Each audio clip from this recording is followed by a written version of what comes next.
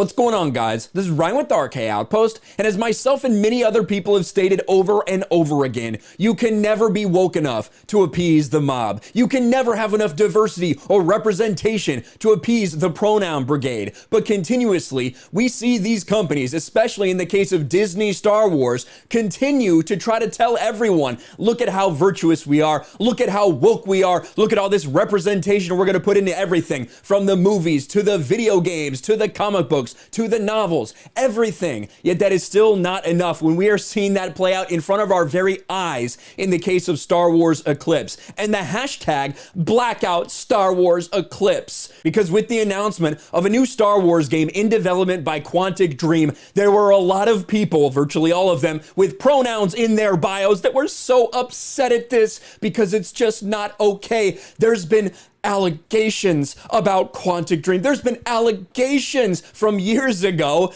They don't mention all the things that actually went down in court after all the appeals, but they're allegations of one bad person who said some bad things, and we cannot have this in Star Wars.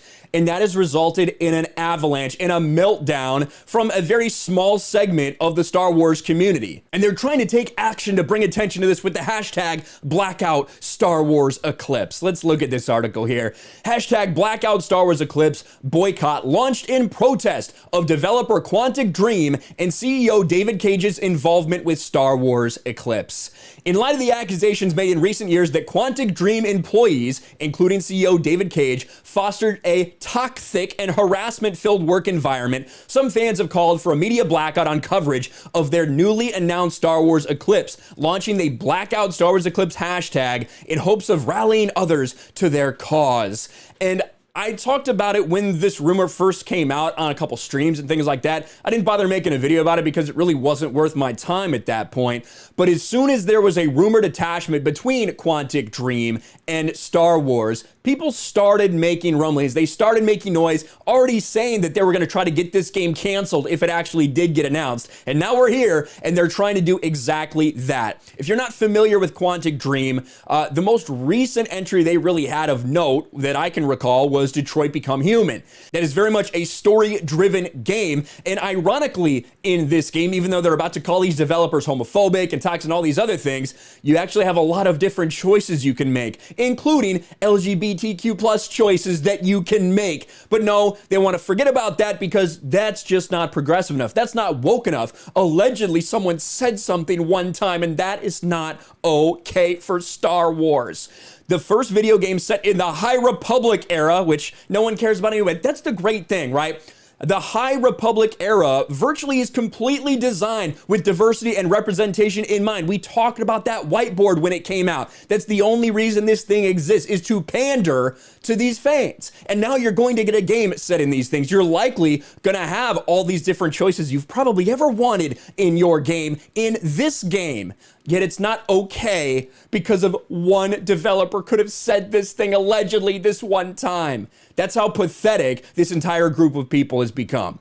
The first video game set in the High Republic era, it debuted at the Game Awards with the trailer showed off a montage of scenes featuring familiar Star Wars imagery, a lightsaber fight, an apparent starfighter run on a Neimoidian fleet, a brief introduction to an early protocol droid, all these things until they revealed Quantic Dream. Though the cinematic reveal largely garnered a mix of wounded excitement and defeated brand apathy typical of Star Wars related announcements, the appearance of Quantic Dream's logo in the trailer's final moments caused many a fan to quickly sour on the game's development. And I actually have something we can show you.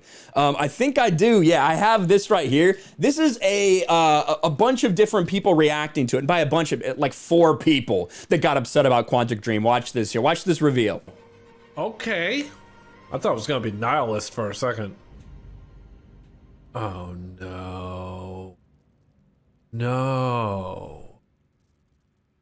Right, see, this is the reaction this person had. Here's a couple other people here. Oh no. Oh. It's a David Cage's studio. Oh no. What a way to kick. Oh no, notorious alleged homophobe David Cage. And we're going to talk about why the alleged stuff is in there. Excited, but that. Uh-oh. Uh-oh. Uh-oh. See, Right? They're not happy about Yeah, that this. was a big old. That was a big old. Well, it's not big old bug rant. racing.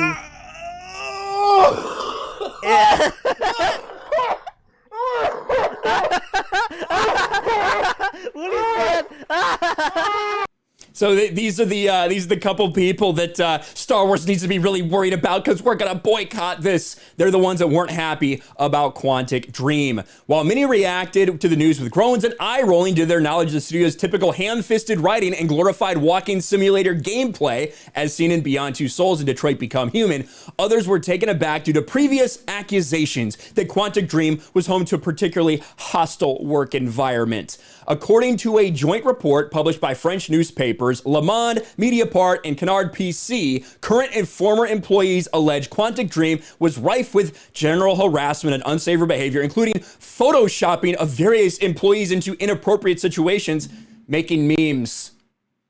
Making memes, that's a layman's term there. They were making memes of different people. Oh my gosh. The humanity, the making of racist and sexist jokes, and Cage's own assertions that, quote, in my games, all women are whores, and at Quantic Dream, we do not make games for F-slurs. These are alleged things that David Cage said. Now, of course, all this, they took these people to court, right? Because these media people published this report. Quantic Dream took them to court, won several cases, lost one case, but then on appeal, that decision got reversed. So as it stands right now, not a single person that they have taken to court, these media members that they have taken to court, have been able to prove that this actually happened. None of them, not a single one. But that doesn't stop the internet. That doesn't stop these people with pronouns in their bios from getting extremely upset about this entire thing.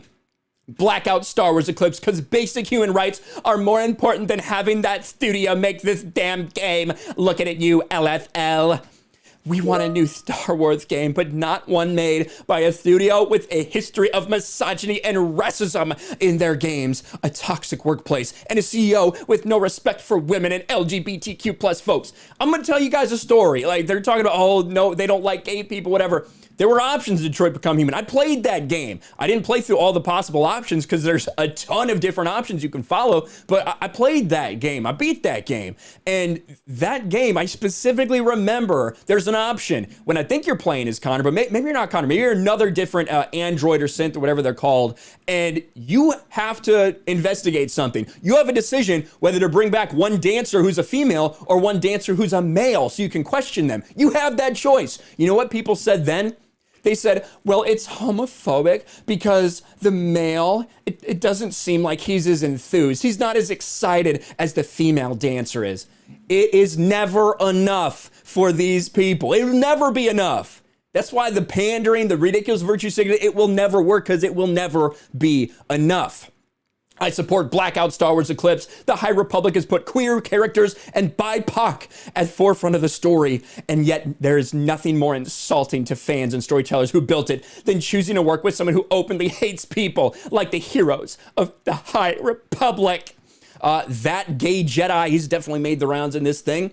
Blackout Star Wars Eclipse about us as Star Wars fans demanding to be seen, to be heard, to be respected. It's about demanding Lucasfilm Games to look at the hurt they've caused and continue to cause in this collaboration and to reassess the choices they've made. And you can just go through this hashtag. It's all right. You know before you even look at their profile what it's going to include. You know what it's going to be. What I would like to know is who at Lucasfilm willingly went into a Star Wars project and signed off on it, knowing the abusive practices at the game developers at hand. Why is no one questioning them? Hashtag Blackout Star Wars Eclipse. The High Republic is the most open, diverse, accepting era of Star Wars storytelling. We're not going to let that be taken away for some video game.